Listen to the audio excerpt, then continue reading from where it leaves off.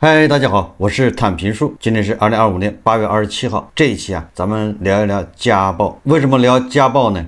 最近啊，也就8月22号啊，河北孟村啊发生了一个惨剧，刑事案件啊，跟家暴有关。8月24日，河北省沧州市孟村公安局发布警情通报，说8月22日，我局接报警，某小区发生一起刑事案件，致受害人刘某某死亡。接警后，公安机关依法开展现场勘查、调查取证等工作，将犯罪嫌疑人金某、张某抓获。金某啊，就是那个死者的丈夫；张某呢，是死者的婆婆，也就是犯罪嫌疑人金某的母亲啊，并依法采取刑事拘留强制措施。这起恶性家暴案件啊，引起社会广泛关注，成为网络舆情的热点。虽然咱们已经聊过一次了，我们今天还要再继续聊一下这个家暴。人民网发表了一个评论，叫人民热评，对严重家暴犯罪绝不姑息。他是这么说的他说刘某某年仅25岁，正处于大好年华，却死于非命，刺痛人心。刘某某死于何因？经法医检验，刘某某系钝性外力作用致颅脑损伤死亡。由此可推断，他生前遭遇了极为残忍的暴力虐杀。目前，刘某某的丈夫金某、金某的母亲张某已被采取刑事拘留强制措施。刘某某之死与家暴有关。警情通报提到一个细节，公安机关正在会同妇女权益保护部门对刘某某被家暴相关情况深入开展调查。另据报道，有知情人表示，男方对女方有过家暴行为，最开始这个男的打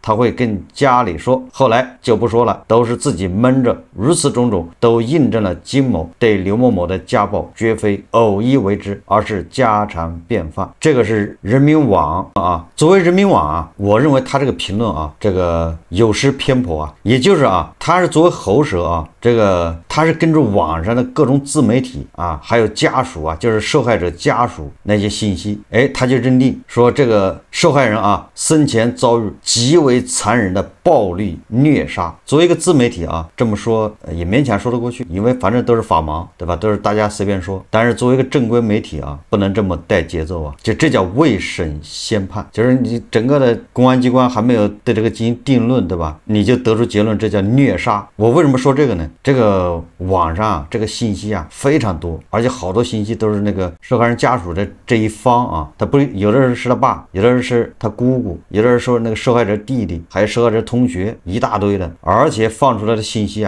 有的信息甚至前后不一，互相矛盾你根据这些信息，你就得出这个受害人被虐杀。这个那我觉得作为自媒体反正就咱也不能要求太高但是你作为一个正规的人民网，这个有点不严谨，甚至是其这个叫反作用。这个就像那个几个月前马斯克在美国搞的叫什么政府效率部在美国政府内部掀起什么反贪风暴，是吧？就让我们见识了什么叫未审先判，对吧？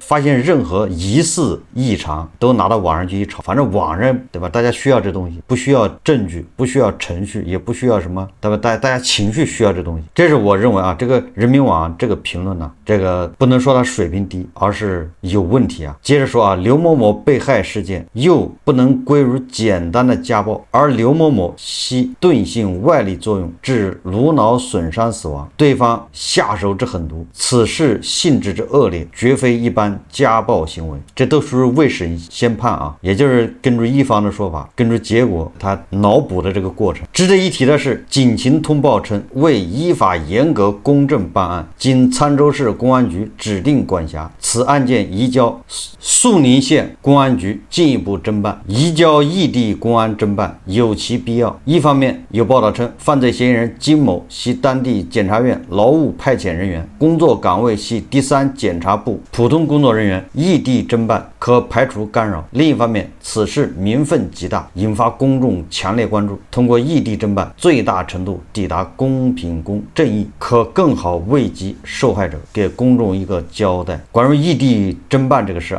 咱们上一节说了，这个非常有必要，甚至这应该出这个沧州地区那个肃宁县恐怕也是沧州地区的吧，应该有这个，比如有这个张家口警方去侦办，对吧？这种跨地区的，甚至可以提及这个侦办。为什么呢？因为这个舆论非常大，这些基层的公安部门啊，这个无论他是办案水平还是这种政策把握，恐怕对吧，都值得堪忧啊。你比如说前不久那个什么广西的这个亮正杰，对吧？肃宁县公安局它也是个基层单位嘛，所以说这个是啊，因为现在这个舆论这么大，连人民网都下场评论了，就我觉得很有必要啊，来提及督办，因为这个事如果办得不好的话，恐怕还要翻车。那个时候再提及督办呢，那就晚了，对吧？这叫塔西佗陷阱啊！你说什么别人也不会信。家庭暴力绝不是家务事，而是违法行为，甚至涉嫌严重犯罪。对此必须零容忍，发现一起查处一起，依法严惩犯罪分子，才能形成震慑效应。也就是说啊，这个家呀，不能是暴力行为的一个庇护所、保护伞，对吧？家不能给这个暴力行为这个披上合法的外衣啊。惩处家庭暴力犯罪原则是罚当其罪，家庭不是暴力的遮羞布，肆意践踏他人尊严、健康乃至生命者，必将受到法律的严惩，依法惩处，才能彰显对严重家庭暴力犯罪坚决从严惩处的鲜明态度，以强有力震慑犯罪，警示施暴者和潜在施暴者不要以身试法。换种说法啊，对这些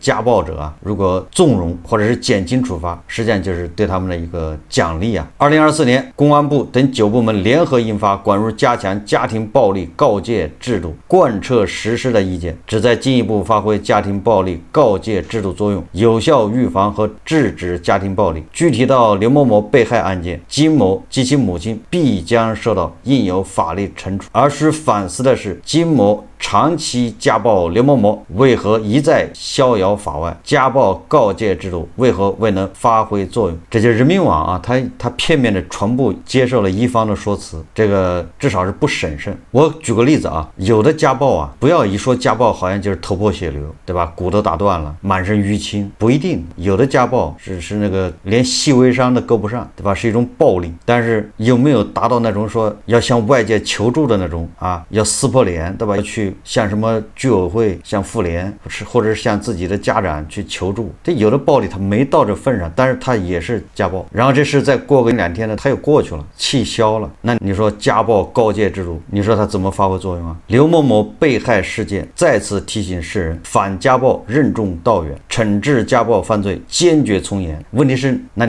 你要发现家暴，刚才说了啊，有的家暴你不是受害人，对吧？他主动去伸张、去维权，大量的家暴就这么悄无声息了。那你执法机构、你有关部门还要深入到每个家庭吗？这种家暴行为啊，受害一方如果不举报、不主动的去告，那这事不就完了吗？那你怎么惩治呢？反家暴是一场持久战，需要每一名公民、每一个机构都成为吹哨人，筑牢法治防线，让家成为避风港，而非暴力的温床，这是底线要求。这个人民网啊，关于家暴的这个评论，我也是一分为二的看，就是他整个的采纳这个网上的传言，现在就来未审先判，这个不可取啊，对吧？作为一个严肃的媒体，把自己搞得不严肃。第二个，关于家暴的说法，我觉得他说的有道理，对吧？对家暴啊，坚决从严。那问题就来了，对吧？反家暴是一场持久战，需要每一名公民、每一个机构成为吹哨人。这句话说起来容易，做起来以我们目前啊这个环境，你根本做不到。什么筑牢法治防线，只不过是一句口号啊。因为我们整个社会啊，现在看上去实际上就是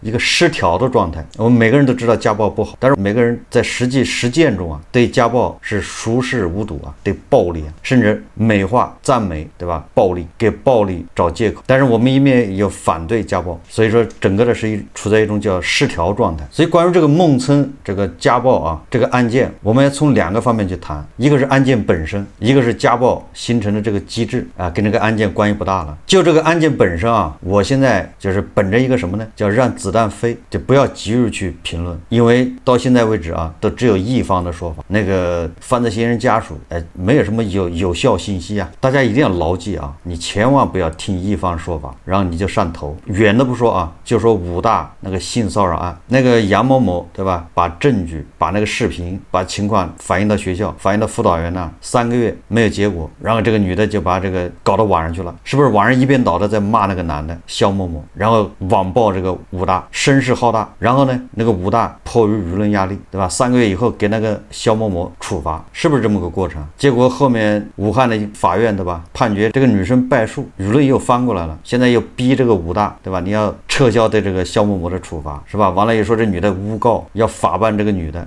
网暴这个杨某某。你看看啊，这才多久的事啊？就是网络暴民啊，他就喜欢就听一方的说辞，谁先说，对吧？占据先机啊，先入为主啊，马上就开始各种谣言就出来了，对吧？伴随着这种啊，是不是谣言就出来？很多谣言不一定是家属啊说的，很多都是在传播过程中有人就添油加醋。理论上啊，这个犯罪嫌疑人金某某和那个受害人就已经去世的这个当天晚上发生情况，只有他们2人知道。但是网上有很多啊恶补的，就是那种脑补的什么镜头，对吧？搁什么有这种棍子打的腰啊，棍子打的脑袋，怎么的活灵活现？我不知道这东西这从哪儿出来的，对吧？传这些人，难道你当时在现场吗？你看见了吗？这个案子啊，现在我感觉它已经变味儿了。但是我理解啊，这个受害人家属啊，他们目前给人的感觉啊，是希望让这个犯罪嫌疑人受到严惩。所谓的严惩啊，实际上就是一命偿一命，判他死刑。而且我看有家属在对外放风，不要任何赔偿，不会写任何谅解书，也就是希望判他死刑。这个是他表现出来这么一个决心啊，这个我能理解。但是啊，咱们现在提倡就依法治国，法就是对吧？不能靠舆论呢来干扰司法。这个事情既然已经对吧异地侦办，你这个时候再放各种消息来渲染，无非是想左右案情呢，就用舆论。所以说啊，这个河北地方，也就是比如孟村县这些基层公安部门啊，还有这个叫什么肃宁，这个他们现在侦办吗？不能犯武汉大学的错误。你看现在武汉大学多难受吧？现在是架在火上烤，撤销吧也不行，因为万一2审翻过来了，对吧？哪一天法院又判这个女的赢了，那你这个武大怎么办呢？不能一蠢再蠢。所以说他也是武大这个教训啊，这个肃宁警方、孟村警方，甚至沧州警方或者地方政府都应该汲取，也就是本着事情的这个客观事实啊，秉公办案，否则的话你都站不住脚啊。如果你是跟着舆论来办案，那你迟早会翻车，会左右挨耳光啊。我看这个受害者的父亲啊，这都是网上传的，说他接到电话去的时候，说清楚看到他女儿都有尸斑了，那就是已经死了。然后又说他这求大夫抢救他女儿，说他女儿还有救。你这是不是就前后矛盾呢？这个性质不一样啊，因为如果送到医院就已经死了，那是对吧？那这个罪行和送到医院抢救还经过抢救才死，这是俩概念啊，对吧？这法律后果是不一样的。但是这个你看他家属一会儿说是送到医院就已经死了，甚至说人死之后送到医院的出现尸斑嘛，一会儿又说在医院还抢救。所以说啊，什么意思呢？就是就这些信息啊，我无异于去探究它的真假，我只是说这个家属啊说的越多，他的漏洞啊，他互相错误的地方就多，就自己前后矛盾，言多必失啊。你放这些消息，无非就是想在网上引起更多的这种支持。网上啊又流传出那个犯罪嫌疑人金某和他就是受害者还有他孩子3个人呢进入电梯，在电梯里那么一段这个电梯的监控，而且网上也传言啊说这个就是事发当天晚上监控视频，大家可以看视频啊。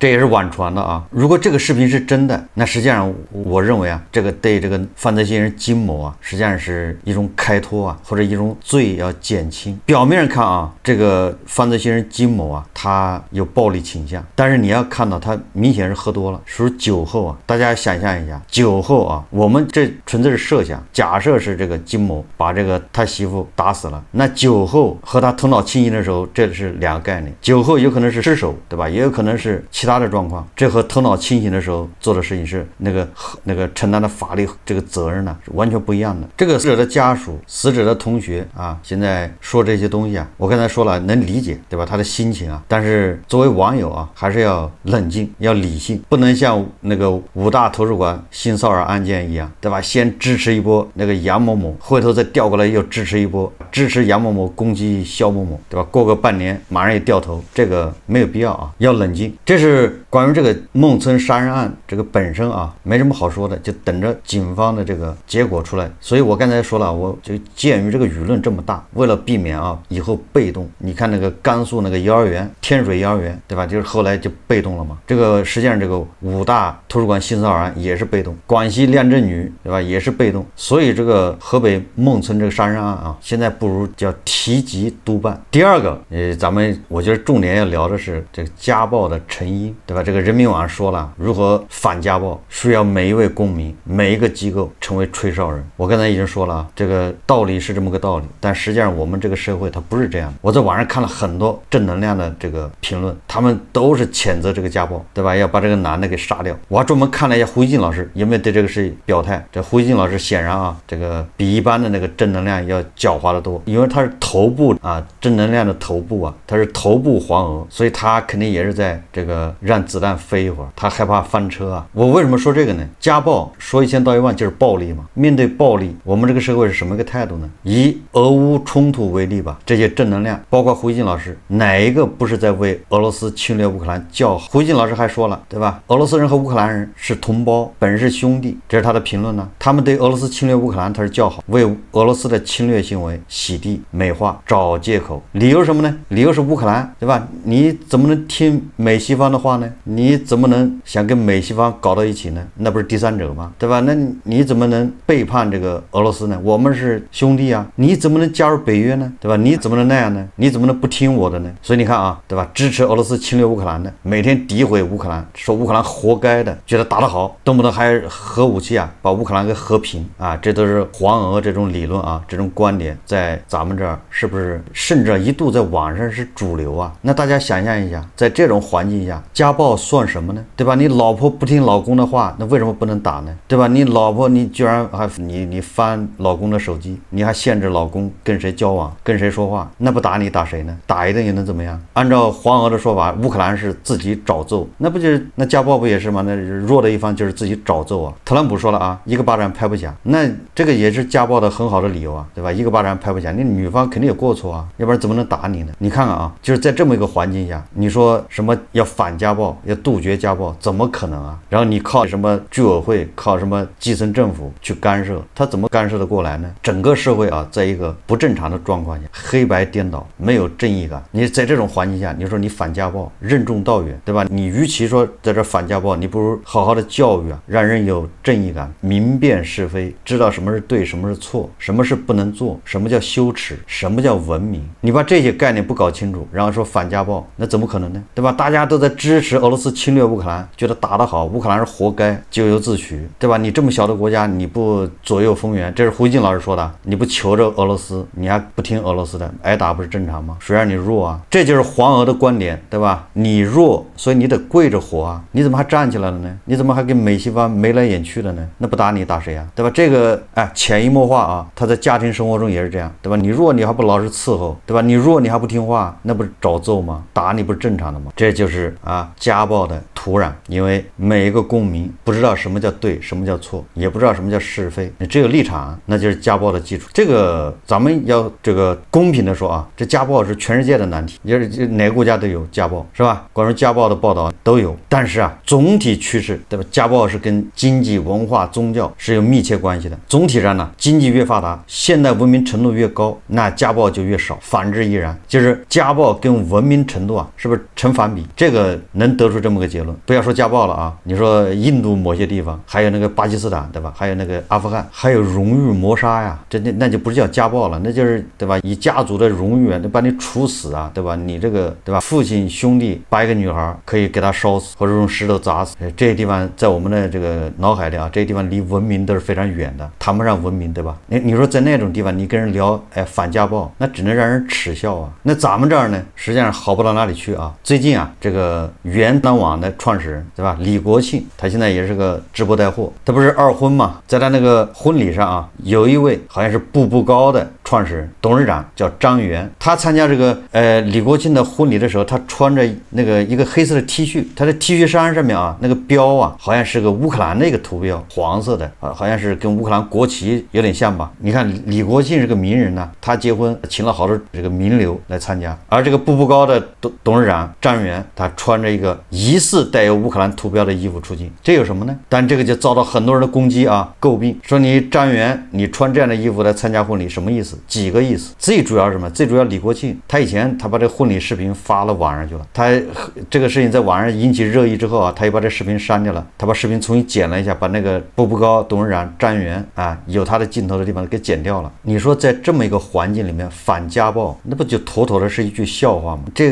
些人还有是非观念吗？有基本的立场吗？哎，就是一个对吧？一个企业家，人家穿个疑似啊乌克兰这个的图标的，都遭到他们就李国庆这样的人啊主动的避嫌，这说明为俄罗斯对吧侵略张目的这个力量有多大，舆论有多大，对吧？在这种背景下，你要反家暴，这些人是暴力的支持者，丛林社会的这个拥护者，慕强心理，对吧？谁流氓他就崇拜谁。我把这话再说回了啊，这个受害者这个女生啊，本质上她也有点这个意思。他们俩是高中同学，然后后来又为了这个男的啊，这个女的学习好一点，为了这男的，他降档考到一个什么政法一个什么学校，跟这男的在一起。而这个男的一看啊，就是小混混，就有那么暴力倾向。恰恰是这种人啊，在高中啊青少年时期是最吃香的，那些女孩子最喜欢这种小流氓，带这种暴力性质的，就像那个香港的古惑仔一样，很多女孩子吃这一套。当然了，李国庆本人啊也是家暴爱好者，对吧？他跟他前妻抢公章，还记得吧？为这个对吧？李国庆还去被拘留了多少天呢？所以你看李国庆干出这事，哎，正好符合他的这个